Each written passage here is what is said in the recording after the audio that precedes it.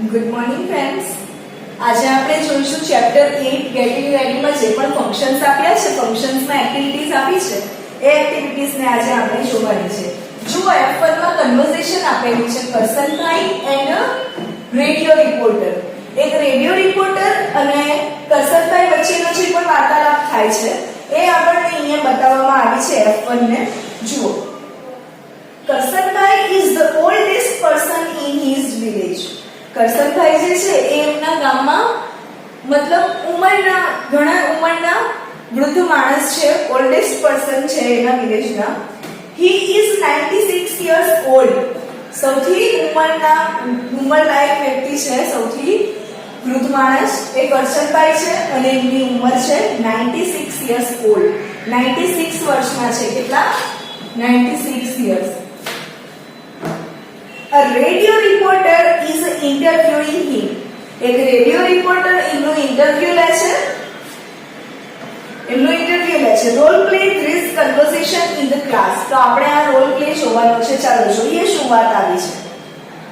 કરસનભાઈ કહે છે, now I live in this village but didn't live there here in my youth.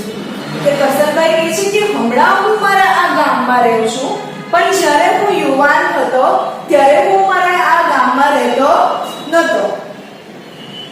Reporter, where did you used to live? તો તમે ક્યાં રહેતા હતા? કે ક્યાં રહેવા માટે કઈ જગ્યા તમે યુઝ કરી? ગામમાં રહેવા માટે કઈ જગ્યા પર હતા? તો કરસનભાઈ કહે છે, when I was young I lived at Ahmedabad. જ્યારે હું યુવાન હતો ત્યારે ક્યાં રહેતો હતો? અહેમદાબાદમાં. I used to work in a cotton mill. અને હું ક્યાં કામ કરતો હતો? કોટન મિલમાં. અમદાવાદની કોટન મિલમાં હું કામ કરતો હતો. Reporter, life was hard, wasn't it? કે લાઈફ જે છે એ ખૂબ જ અઘરી છે, શું નથી? એમ ક્વેશ્ચન કરે છે કરસનભાઈ કે છે કે નહીં? તો કરસનભાઈ કહે છે, oh yes, things were different from the way they are now. વસ્તુઓ બધી બદલાઈ ગઈ છે. જે પહેલા હતી એ હમણાં નથી. બધી જ વસ્તુઓ બદલાઈ ગઈ છે. In those days we did not have a good house. તે દિવસોમાં જ્યારે એ યુવાન હતા તો એ દિવસોમાં કરસનભાઈ કહે છે કે અમારા પાસે સારા મકાનો નતા રહેવા માટે, સારા ઘર નતા રહેવા માટે. We used to live in a rented room. અમારે ક્યાં રહેવું પડતું? રેન્ટેડ રૂમ, એટલે પહેલા ભાડાના મકાનોમાં રહેવું પડતું. Reporter, and how were the job hours and income? તો રિપોર્ટર એમને સવાલ કરે છે કે તે સમયે તો પછી તમારા કામના કલાક કેટલા હતા અને તમારી આવક શું હતી?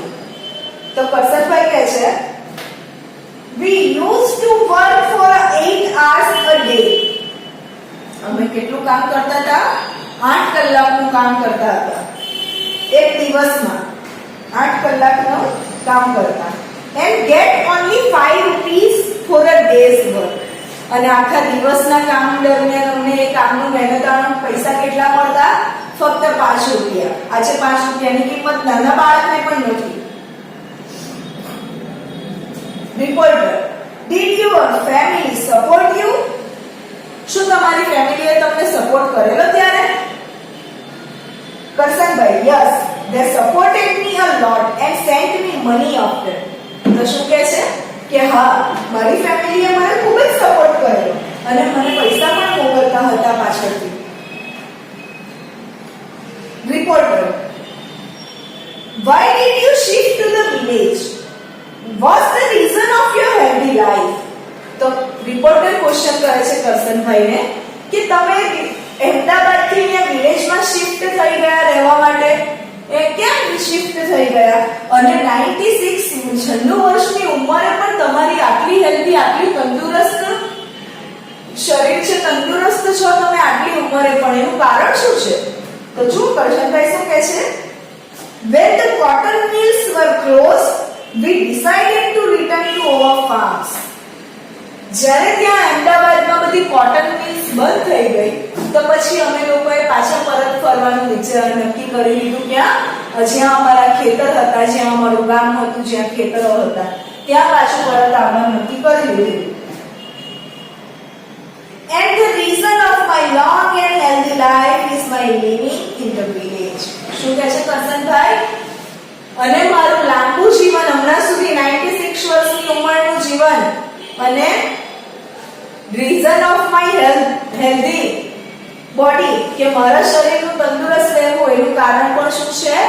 આઈ એમ લિવિંગ ઇન વિલેજ, કે હું ગામડામાં રહું છું, એટલા માટે જ મારું શરીર આટલી ઉંમરે પણ તંદુરસ્ત છે. તો તમને સમજ પડી ગઈ હશે કે કરસનભાઈ અને રિપોર્ટર વચ્ચે શું વાર્તા થઈ. ચાલો હવે જોઈએ F2.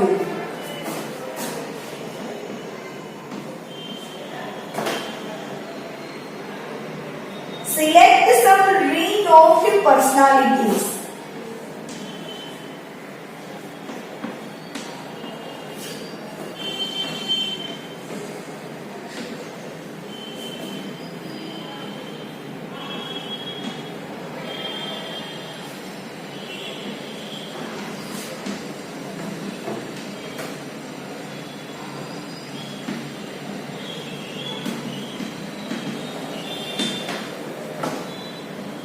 And write their names and professions.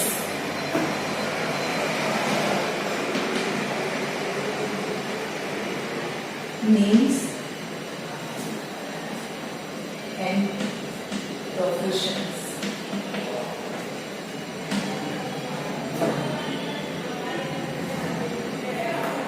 અહીંયા આપણે સિલેક્ટ સમ રિનોન્ડ એટલે પ્રખ્યાત પર્સનાલિટીઝ જેમની છે એમનું આપેલી છે અહીંયા નીચે આપણે સૂચના. તો આપણે શું કરવાનું છે? Write their names and profession, કે કોઈ વ્યક્તિઓ જે છે, જે પણ વ્યક્તિ જે વાત માટે પ્રખ્યાત છે તે વાત બતાવી છે, તો આપણે એ વ્યક્તિનું નામ અને એમનો વ્યવસાય શોધીને લખવાનું છે. જો પહેલું જોઈએ, she used to participate in singing competitions.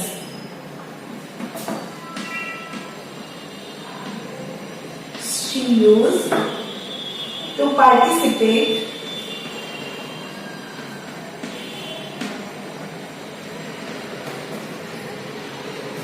in singing competition.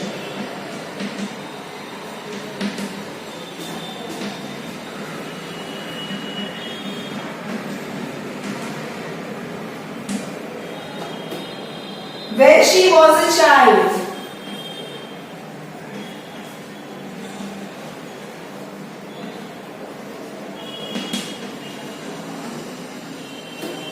she won an award. She won an award at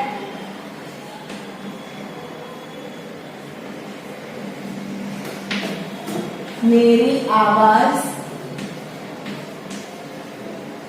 सुनो competition and becoming a singer.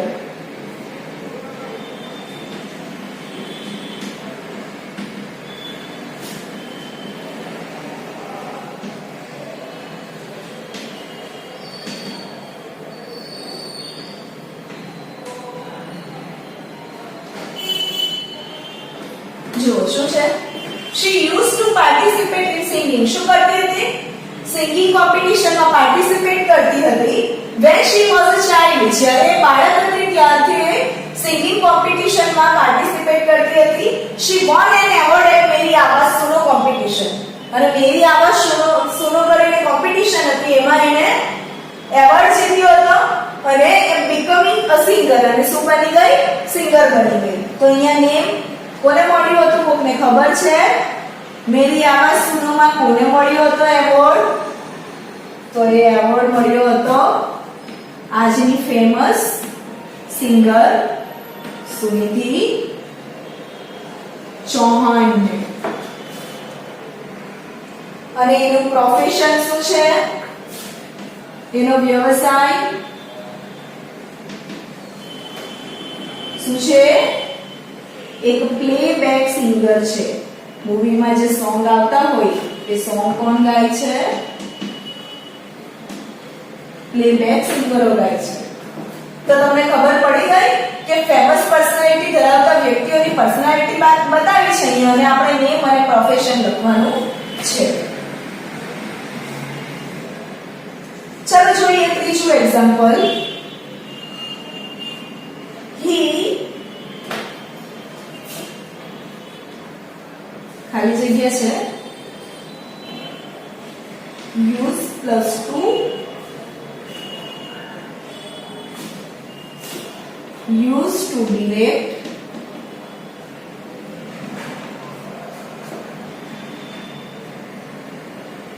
blockbuster film films.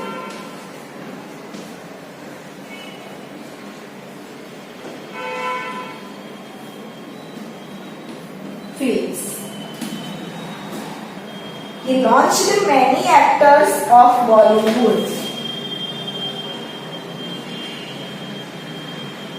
He launched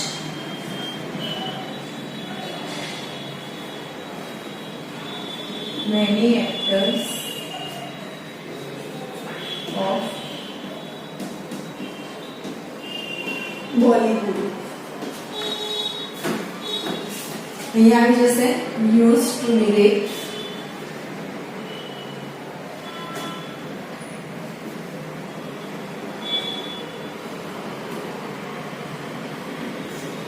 ચાલો નેમ અને પ્રોફેશન.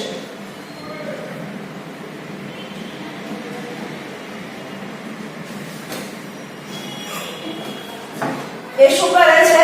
બ્લોકબસ્ટર ફિલ્મ્સ બનાવે છે સરસ મોટી મોટી. And he લોન્ચ્ડ many actors of Bollywood. અને ઘણા બધા બોલિવૂડના એક્ટરો જે છે એ લોકોને લોન્ચ કર્યા છે, એ બોલિવૂડમાં લઈને આવ્યો છે. તો કોણ છે? એક્ઝામ્પલ તરીકે આપણે કરણ જોહર જોઈ શકીએ. એ ઘણા બધા ન્યૂ એક્ટરોને લોન્ચ કરે છે.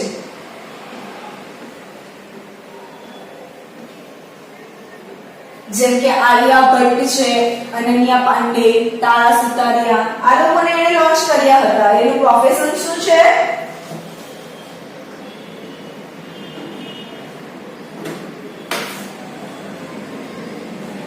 film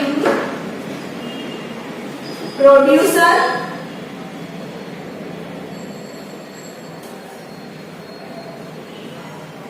and director. A film પણ બનાવે છે અને ડિરેક્ટ પણ કરે છે. તો તમને સમજ પડી ગઈ કઈ રીતના કરવાનું છે?